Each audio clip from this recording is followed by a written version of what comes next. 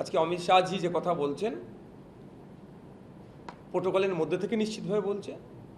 তবে একটা কথা আমি অ্যাড করতে চাই, যেহেতু তিনি উত্তরবঙ্গে এসেছেন, উত্তরবঙ্গে এসে আমাদের দেশে নিরাপত্তার জন্য তিনি আলোচনা করছেন। শুধু উত্তরবঙ্গ নয়, পাঞ্জাব, গুজরাট, ওদিকে আপনার রাজস্থান সহ ত্রিপুরার যে বর্ডার স্টেটগুলো আছে সেগুলোকে আরও বেশি করে নজর দেওয়া দরকার। অরুণাচল প্রদেশ প্রত্যেক দিন শুনছি কম বেশি নাকি চীনের অগ্রসর হচ্ছে, সেখানে আটকাবে কী করে? কয়েক হাজার কিলোমিটার নাকি চীন চলে এসেছে। একটা ভিডিও দেখছিলাম অরুণাচল প্রদেশের একটা ছেলের, প্রতিবাদী একটা ছেলে, যে এখনও যদি আমরা চুপ থাকি আমরা আগামী দিনে ইন্ডিয়াতে থাকতে পারবো না, চীনের মধ্যে চলে যাব। সেখানেও তো দেখতে হবে। সাথে সাথে এটাও বলবো, চিকেন নেক নিয়ে একটা সেন্সিটিভ জায়গা। ইতিহাস যদি দেখা যায় 2015 বা আগে পরে, যে আমরা বাংলাদেশের সুবিধার্থে বা আমার দেশের সুবিধার্থেও আমরা ল্যান্ডকে এক্সচেঞ্জ করেছি, ছিটমহলকে হস্তান্তর করেছি। এবং এটা এখনো জলচালিত প্রমাণ আছে। 3 বিঘা যে করিডোর আছে বাংলাদেশের মানুষের সুবিধার্থে, যাতায়াতের সুবিধার্থে, সহজ ইজি অ্যাক্সেসের জন্য আমাদের ভূখণ্ডের উপর দিয়ে বাংলাদেশকে আমরা যাতায়াতের ব্যবস্থা করে দিয়েছি। তো আমাদের দেশের স্বার্থে, দেশের নিরাপত্তার স্বার্থে, বহির্বিশ্বের শত্রুদের হাত থেকে আমার দেশের নিরাপত্তার স্বার্থে চিকেন নেকটা অত্যন্ত গুরুত্বপূর্ণ জায়গা।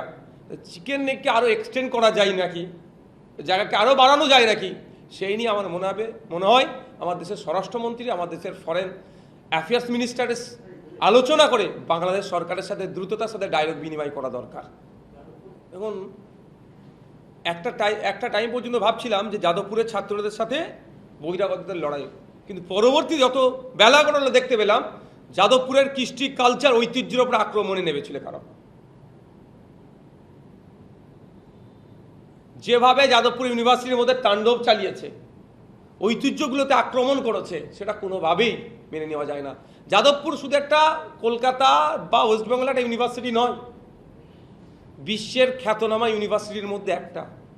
Central government centre of excellence হিসাবে ঘোষণা করেছেন।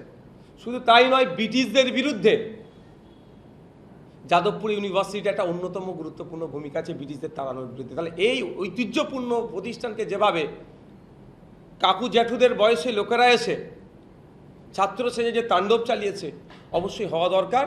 তো যে কমিটি, উচ্চ পর্যায়ে যে কমিটি গঠনের কথা বলেছেন, আমি জানি না, তবে আমি আশা করব যেন একটা টাইম ফ্রেম করে দেয়, ওই টাইমের মধ্যে তদন্ত প্রক্রিয়া শেষ হবে।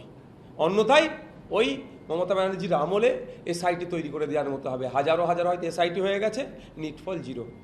কলকাতা কর্পোরেশনের স্থায়ী এবং অস্থায়ী মিলে যত কর্মী রয়েছে তাদের বেতন দিতে যা টাকা প্রয়োজন, দেখা যাচ্ছে কোষাগার থেকে তার থেকে বেশি টাকা পেমেন্ট হচ্ছে। এই জন্য পুরো কর্তৃপক্ষ একটা তদন্ত কমিটি গঠন করছে। হ্যাঁ, এটা তো আজকের রোগ নয়, এটা দীর্ঘদিনের রোগ। সে রোগটা চলছে।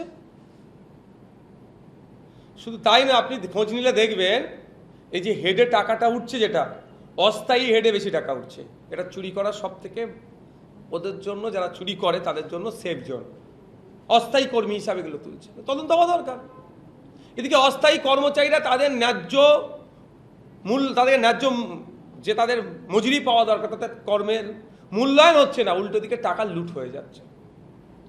শেষ প্রশ্ন আমার অন্তত, সেটা হচ্ছে আরাবুল ইসলামের কি হলো? ভোটের আগে জয়েন করলেন, ভোটের পর ছেড়ে দিলেন আপনার দল।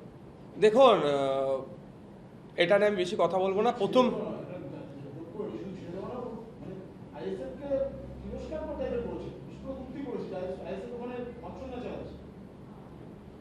আমি এই তত্ত্বে অন্তত বিশ্বাস করি যে যখন দলে থাকবে সোনার টুকরো, আর যে দল ছেড়ে চলে যাবে তাকে তার আগে পরে না প্রচুর বিশ্লেষণ যুক্ত করে দেবো, অমুক অমুক অমুক, সেটা আমি বিশ্বাস, অন্তত এই কাজটা আমি করবো না, এটা আমি বিশ্বাস করি। সুতরাং সে ছেড়ে গিয়েছে, একাধিক অভিযোগ রেখে ছেড়ে গিয়েছে। আমি একটা উদাহরণ দিয়ে এই কথাটা শেষ করব। আমি মনে করি না, সবাইকে সম্মান দিয়ে বলছি, যে আমাকে তিনি দল ছেড়ে বেরিয়ে গেছেন মানে তার নিয়ে অনেক কথা বলতে হবে, প্রশ্ন তুলেছেন বলে বলছি, তাহলে স্পেশাল আমি রিয়াকশান দিতাম না। এতটুকু বলবো, আমরা জানি, গ্রামে শহরে আমরাও দেখেছি যে কিছু জন্তু আছে, পশু আছে, প্রাণী আছে, তারা নোংরাতে মুখ লাগায়। আমরা অনেক সময় সেই জন্তুগুলোকে, প্রাণীগুলোর মুখে জাল লাগিয়ে দিই, যাতে এই নোংরাতে না মুখ দেয়। মুখ মানে খেয়ে নেয় নোংরা, জাল লাগিয়ে দিই আমরা। কিন্তু দেখবেন যদি ছেড়ে দিই, আবার জাল লাগিয়ে ছেড়ে দিই, ও খেতে না পারলেও ওখানে গিয়ে মুখ গুজে চেষ্টা করে। এতটুকুই আমি বলবো।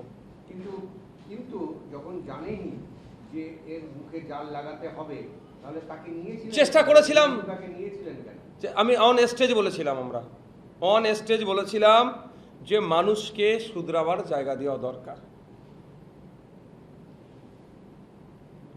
অন স্টেজ বলেছিলাম মানুষকে শুধরাবার জায়গা দেওয়া দরকার। এটা কি মানে এটা এটা আমি আমি গেল না। 5 মাসের মধ্যে এমন কি হলো যে দল ছাড়তে হলো? সেটা আমার থেকে ভালো হচ্ছে যিনি দল ছেড়েছেন তাকে জিজ্ঞাসা করলে পাওয়া যাবে।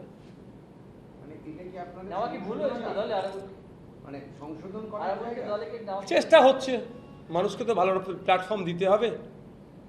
এখন কি মনে হচ্ছে নেওয়া ভুল হয়েছিল? না দেখুন, আমি একবারের জন্য কথা বলবো না। আমি আবারও বলছি, কেউ আসলো যখন সোনার টুকরো হয়ে গেল, ছেড়ে যখন বেরিয়ে গেল, তাকে অমুক অমুক ভাষায় গালিগালাজ করা আমার দ্বারা হয় না। সুযোগ দেওয়া হয়েছিল, তিনি হয়তো সুযোগটা কাজে লাগাতে পারেননি, বা আমাদের যে অ্যাটমসফিয়ার সেখানে তিনি নিজেকে, সেই অ্যাটমসফিয়ারে নিজেকে সামঞ্জস্যতা করতে পারছেন। হতে পারে, 5টা 5 রকমের মানুষ থাকতে পারে। আমার মিষ্টি খেতে পছন্দ, আপনার টক খেতে পছন্দ।